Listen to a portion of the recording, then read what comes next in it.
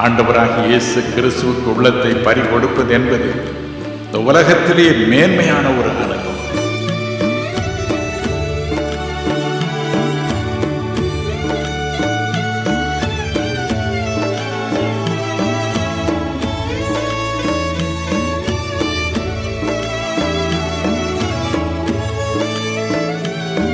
இல்லை தாத்தா வரேன்னு சொன்னாங்க. ஆனால் நீ கூப்பிடுங்க, வருவாங்க தாத்தா. வேற வழி இல்லாமல் உடனே சட்டையை போட்டுக்கொண்டு ஒரே ஓட்டமாக ஓடி தொழுகின்ற நேரமெல்லாம் எழுந்திடும்